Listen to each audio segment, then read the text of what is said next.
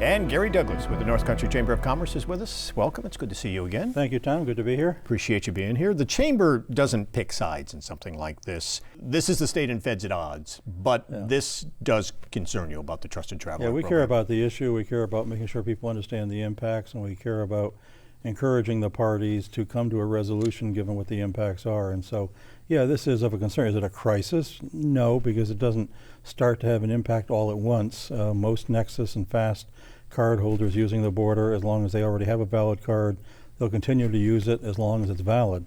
But each month we're going to see significant numbers start dropping off when they come up for renewals. They cannot renew. And you cannot do new enrollments, so we really can't be promoting, as we have continuously done, to get people to enroll. Now, there's a tendency, particularly downstate, to look at this and say, how important is this? Just it's for the convenience of some people who at airports or borders. Well, it's for convenience, but primarily it's for security. This actually enhances, to a great degree, security at the border, for example, because it allows DHS to segregate trusted travelers, people that are vetted, they have all your background information, are considered very low risk, and say, okay, we're not going to spend time questioning you and checking your trunks and looking in your trucks if you're a fast driver. We're going to let you go through this lane over here. Then we can focus greater attention actually on people we know nothing about. Now, you start merging the two back together, you're actually undermining security. And it could cause delays. It could cause delays because as people lose their fast pass for trucks, they have to go in the regular lane. If they start losing their Nexus cards, they got to go in the regular lane, which is more people in the regular lanes, which makes things a little slower for everybody. And one of the things that is a particular concern to us that isn't getting a lot of attention is the FAST program. FAST is for truck drivers. It's for shippers. So it's a regimen that trucking companies agree to for the security of their trucks and their shipments and documenting what goes on their trucks and all of that. But then also the key part, because the weak link potentially in shipping and potential contraband and so on, is with the driver. So the drivers go through a background check and get FAST certification, which allows them with a truck that's in the program to go through the fast lane when they come through Champlain, for example. And generally, except for an occasional spot check, they get cursory passage because they're known, everything is documented, the driver is trusted. Now, we have hundreds of companies, certainly dozens of manufacturers here in this area who depend on cross-border supply chains. Those cross-border supply chains are all in the FAST program to make sure that things are just in time as they come back and forth across the border. And that means that the drivers that they use, whether it's with the trucking company that they may be using on contract or whether it's in-house drivers driving their own trucks, are all in the FAST program. They start having their drivers drop out of the program and not being able to use those lanes. Two things are going to happen. It's going to start to deteriorate supply chain movements and just-in-time competitiveness for our companies.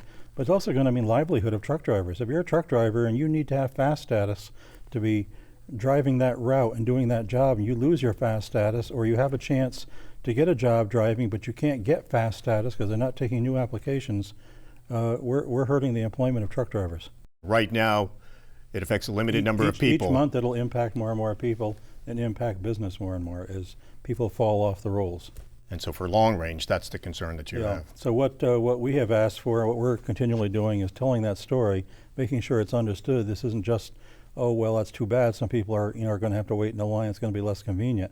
It's not really what it's about. It's more serious than that. It's more impactful than that, to make sure they understand that and therefore understand the importance of coming to some resolution, whatever that is. There's all the high-powered rhetoric at a high level. That's politics. It is what it is. But we know in the background there are conversations happening. We know that the governor is in touch with the president directly, but we also know there are conversations between Homeland Security and our upstate members of Congress. Hopefully, knock on wood, we can in the near term come to some permanent or at least temporary resolution that staves this off. As of right now, it affects Nexus, FAST, the Trusted Traveler program, not TSA pre-check, so it doesn't have an impact on the air travelers. And right it has now. No impact for the large number of people in the North Country who have enhanced driver's licenses. It has nothing to do with that whatsoever.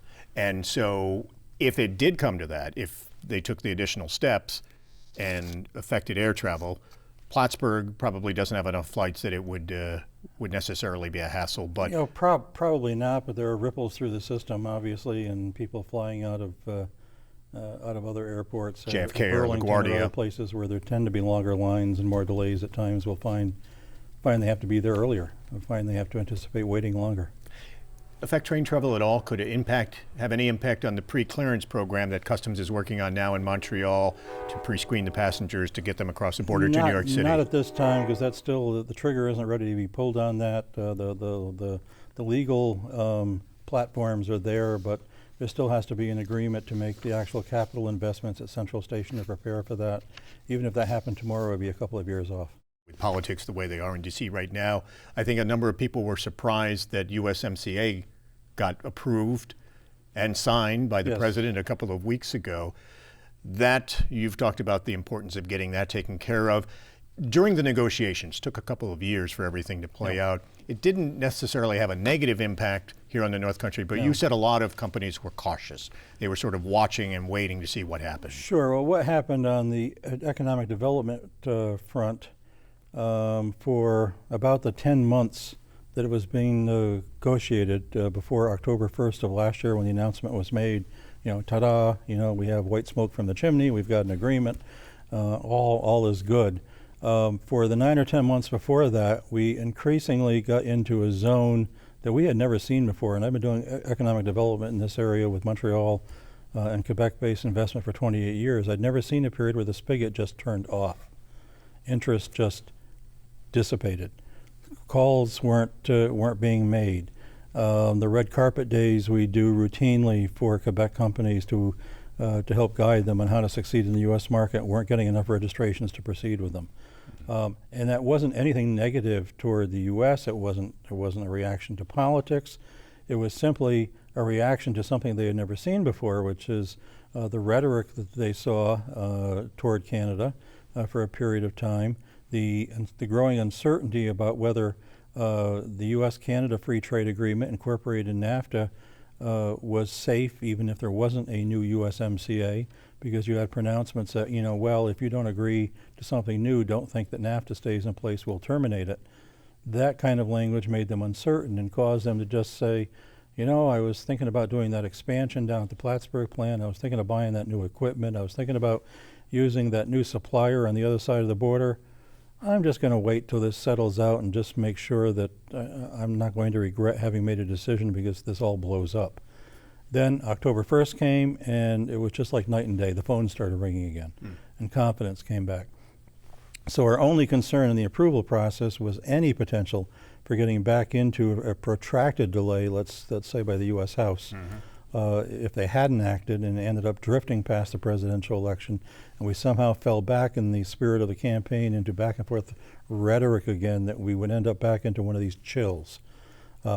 Happily, it was approved, and so that didn't happen. But that was our concern, was to get to certainty and predictability. That's what business wants, is certainty and predictability. Did it also keep things pretty much intact from NAFTA as far as the cross-border manufacturing that's so critical to the North Country? Here's the reality. There were some enhancements, some enhanced access for dairy to the Canadian and the Mexican markets. That's great. We have a dairy base here. We're very happy about that.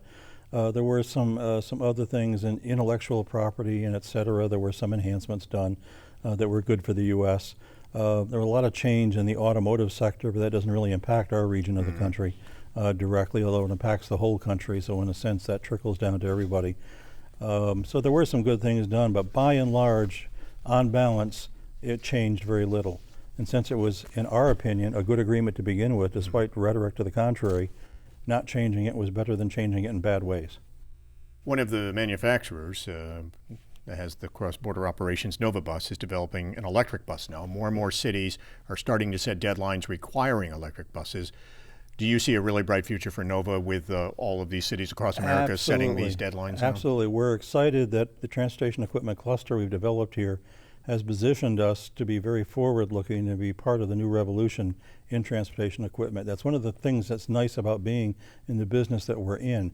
If you think about it, the sector that has almost always been at the forefront of deploying new technologies of all kinds has been cars and transportation equipment, trains, planes, et cetera, through the years. And so you automatically, if you're in that sector and you have, as we now have, 54 transportation equipment and aerospace companies, which would surprise most people, in this area employing 9,000 people. today went to work for those 54 companies to make transportation equipment and aerospace components and vehicles. Then you're in a sector that's going to keep you at the cutting edge of things, because that's where that sector always is. They're always the first ones to think about new materials or electrification or how to deploy these things, artificial intelligence, all of those linkages. And Nova Bus is certainly very much at the forefront of that, together with BAE Systems, which is down in Endicott, New York, which does the battery technologies that they're using. They have produced electric buses here on a model basis to show that the plant here is ready to produce them. There are electric buses deployed by Nova Bus in Montreal and a few other places in Canada on an experimental basis. They're working well. Nova has partners who have developed 2 different kinds of recharging systems, so those are being demonstrated. BAE is partly involved in that as well, so we're ready for it. One of the things that came out of the governor's State of the State this year in his budget that we are most pleased about is a very strong commitment to the electrification of transit buses in the state of New York. MTA is going to be changing over the next couple of decades. That's one of, if not the biggest customer in the country for buses. But now all of the major upstate transit authorities, Buffalo and Albany and Syracuse and Rochester, are going to be incentivized with state funds to totally transition 25% of their fleets by 2025, which is just 5 years away, and then by 2035 to be at 100%. And because that's going to be state funded with no federal funds involved, favoritism can be given to state content. You can incentivize the use of New York state content. There's only one bus maker in the state of New York, and it's here in Plattsburgh, New York.